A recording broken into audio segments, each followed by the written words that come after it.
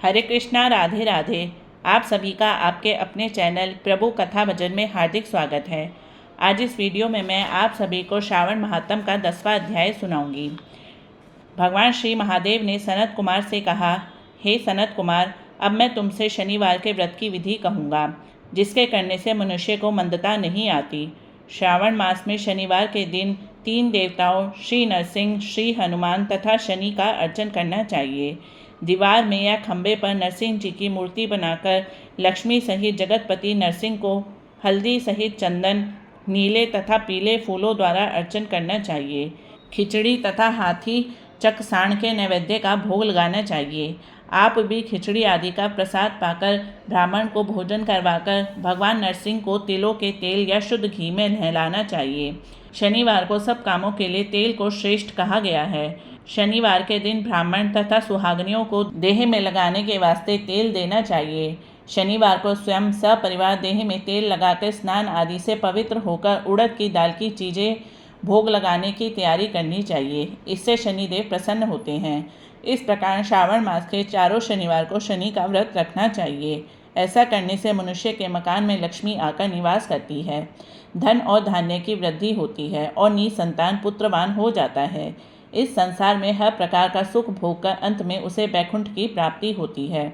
भगवान नरसिंह के वर तथा प्रसाद से उसकी दिगंत व्यापिनी सुंदर कीर्ति होती है। हे सनत कुमार, मैंने तुमको भगवान नरसिंह का उत्तम व्रत बतलाया है। इसी तरह मनुष्य को शनि का व्रत करना चाहिए। अब मैं तुम्हें शनि के व्रत के संबंध में बतलाऊंगा। ध्यानपूर्वक सुनो। एक लंगड़े ब्राह्मण या उसके न मिलने पर किसी अन्य ब्राह्मण को तिल का तेल मलकर गर्म पानी से स्नान करवाकर ऊपर नरसिंह जी के व्रत में बतलाया गया भोजन करवाकर शनि के प्रीत्यर्थ तेल, लोहा, तिल, उड़द तथा कंबल का दान करना चाहिए। इससे शनिदेव प्रसन्न होंगे। मन में ऐसा विचार करना चाहिए। शनिदेव को तिलों के तेल से नहलाना चाहिए। शनिदेव की पूजा के लिए तिल, उड़द तथा चावल उत्तम माने गए हैं। हे सौम्य, अब मैं शनिदेव के ध्यान के संबंध में बतलाऊंगा। आप सावधान होकर सुनिए। शनैश्चर का रंग काला है, गति मंद और कश्यप गोत्र है। शनि का जन्म सौराष्ट्र देश में हुआ है। सूर्य नारायण पुत्र वरदाता हैं। इंद्र नीलमणि तुल्य कांतिमान हैं। बाण धनुष तथा त्रिशूलधारी हैं। गिद्ध की सवारी है। यम अधिदेवता हैं। कस्तूरी, अगर, चंदन तथा गुग्गल और नैवेद्य में उड़द की खिचड़ी प्रिय है। शनि के अर्चन में लोहे की प्रतिमा बनानी चाहिए। दान देने के लिए काले रंग का ब्राह्मण उत्तम है। उसे 2 कपड़े और काले रंग की गाय बछड़े सहित दान में देनी चाहिए और प्रार्थना व स्तुति करनी चाहिए। ध्यानपूर्वक सुनो। राजा नल का राज्य जब चला गया तो राजा नल ने शनिदेव की आराधना की थी। शनिदेव ने प्रसन्न होकर उन्हें दोबारा राज्य प्रदान किया था। मनुष्य को चाहिए कि वह इस प्रकार शनिदेव की आराधना कर कहे कि मेरे ऊपर शनिदेव प्रसन्न हो।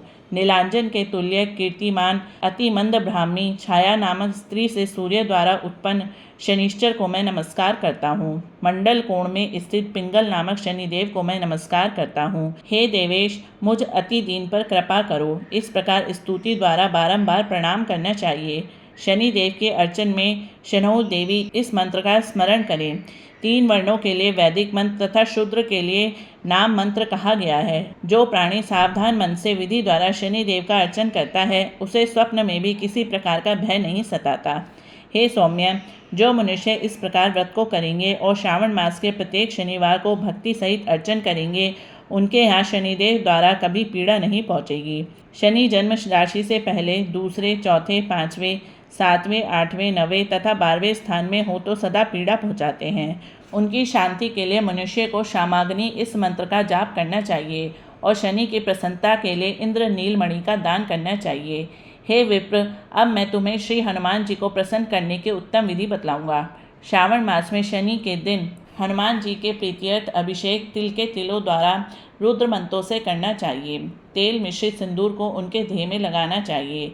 जपा, अर्क तथा मंदार माला से अर्चन करके नैवेद्य के लिए उड़द के बड़े तथा अन्य उपचारों द्वारा यथाशक्ति भक्ति और श्रद्धा द्वारा अर्चन करना चाहिए। हनुमान, अंजनी सुत, वायुपुत्र, महाबली, रामेष्ट, फागुन, सखा, पिंगल, अमित विक्रम, अवधिक्रमण, सीता शोक विनाशक, लक्ष्मण प्राणदाता तथा दशग्रीव दर्पहा, इन 12 नामों को जो सुबह उठकर पढ़ता है उस मनुष्य को कभी कष्ट की अनुभूति नहीं होती तथा उसको संपूर्ण ऐश्वर्य प्राप्त होता है। इस प्रकार श्रावण मास के शनिवार को जो मनुष्य हनुमान जी की आराधना कर लेता है उसका शरीर वज्र के तुल्य मजबूत हो जाता है और कार्य करने में वह तेजवान हो जाता है। वह बुद्धि विवेक से विभूषित हो जाता है, उसके शत्रु नष्ट हो जाते हैं और मित्रों की वृद्धि हो जाती है। श्री हनुमान जी के प्रसाद से वह पराक्रमी और वैभवशाली हो जाता है। श्री हनुमान जी के मंदिर में बैठकर जो प्राणी हनुमत कवच का 1 लाख पाठ करता है वह अणिमा आदि सिद्धियों का साधक हो जाता है तथा उसके दर्शन से यक्ष, राक्षस और बैल आदि भी भाग खड़े होते हैं। शनिवार को पीपल का स्पर्श तथा अर्चन करें। शनिवार को ही पीपल का स्पर्श करना चाहिए, इसके अलावा और किसी दिन पीपल का स्पर्श बिल्कुल नहीं करना चाहिए। शनिवार को पीपल का स्पर्श करने से सब रिद्धियाँ बढ़ती हैं। वैसे तो पीपल का अर्चन 7 दिन करना चाहिए, परंतु श्रावण मास में अत्यधिक करना चाहिए।